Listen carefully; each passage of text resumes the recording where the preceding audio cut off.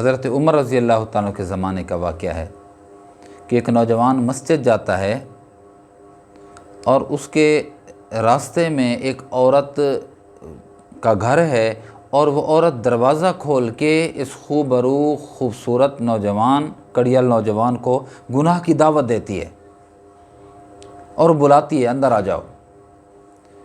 یہ توجہ ہی نہیں کرتا، دیکھتے ہی نہیں ہے اس کی جانب، بس سیدھا مسجد چلا جاتا ہے۔ ایک دفعہ ایسا ہوا کہ عورت نے اس کو بلایا، اب شیطان اس پر غالب آ گیا، یہ مسجد جانے کے بجائے اس کے قدم اٹھ گئے اس عورت کی گھر کی جانب۔ جب یہ تھوڑا سا فاصلہ اس نے طے کیا، اس کی جانب گیا، اچانک اس کو پتہ نہیں کیا ہوا، یہ بے ہوش ہو کر گر پڑا۔ نیک بندہ تھا، نیک نوجوان تھا، ہمیشہ مسجد جانے والا تھا۔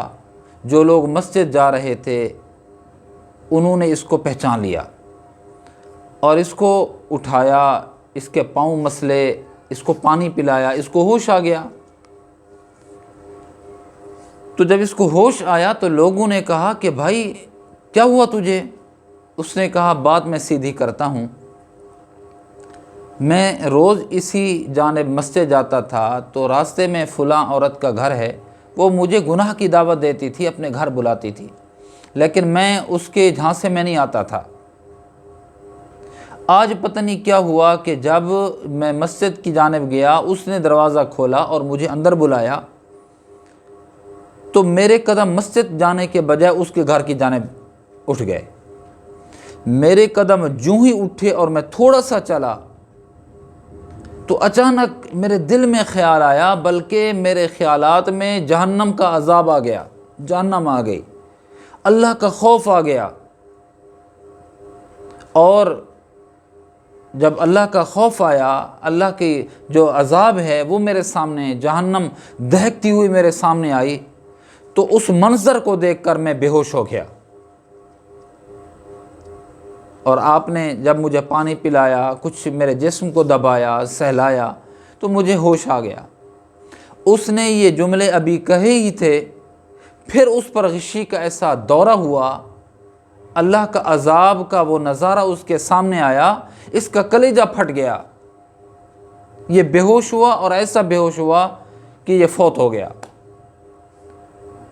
اور اس کے ہمسایوں نے، اس کے رشتہ داروں نے، اس کے گھر والوں نے اس کی تجہیز و تکفین کی، تغسیل کی، اس کی تدفین کر دی۔ کل حضرت عمر رضی اللہ تعالیٰ کو معلوم ہوا کہ وہ نوجوان جو ہے وہ فوت ہو گیا ہے، اور پہلے بے ہوش ہوا اور اس نے اللہ کے عذاب کا تذکرہ کیا، اللہ کے خوف کی وجہ سے بے ہوش ہوا، اور پھر وہ جو فوت ہوا ہے وہ اللہ کے عذاب کو اپنے سامنے پیش کر کے، اس کے سامنے جو نظارہ آ گیا، اس کا دل پھٹ گیا، اور جس کی وجہ سے وہ کلیجہ پھٹنے سے وہ فوت ہو گیا۔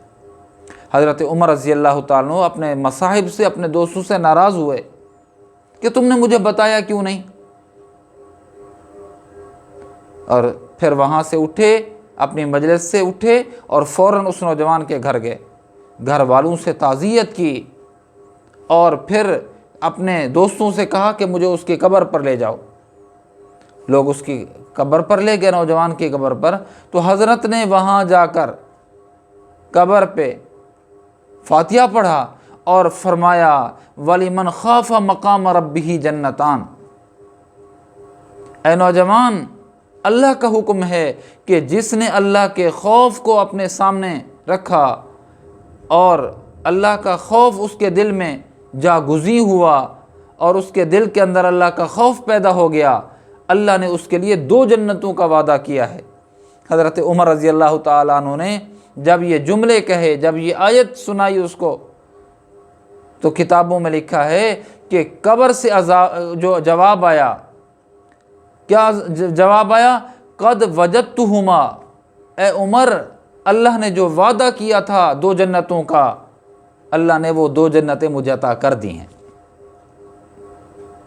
تو میرے عزیزو، ایک اور زندگی آنے والی ہے، یہ تو دنیا کی زندگی ہے، چل رہی ہے جیسے چل رہی ہے۔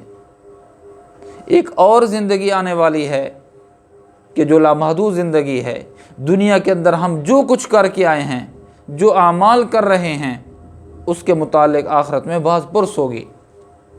یہ مت سوچیں کہ دنیا کے اندر بس ایسے موج مستی سے زندگی گزار رہے ہیں، بس آخرت میں مزے ہی مزے ہیں، یہاں بھی مزے مزے ہیں۔ نہیں، حضرت عمر کا جو زمانے کا جو واقعہ میں نے سنایا ہے کہ اس نے کتنی اپنے آپ کو اللہ کے خوف کی وجہ سے اپنے آپ کو برداشت کیا، اللہ کے خوف کی وجہ سے موت اس پر واقع ہو گئی، اور پھر اللہ رب العزت نے نقد اس کو جنتیں عطا فرما دی ہیں۔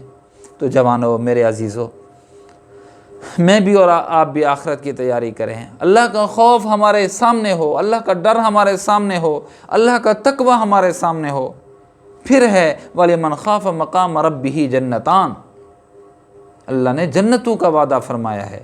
اللہ سے ڈریں، اور آنے والی جو لامحدود زندگی ہے اس کی میں بھی تیاری کروں اور آپ بھی تیاری کریں۔ انشاءاللہ کوشش کریں گے نا انشاءاللہ تعالی۔ ہاں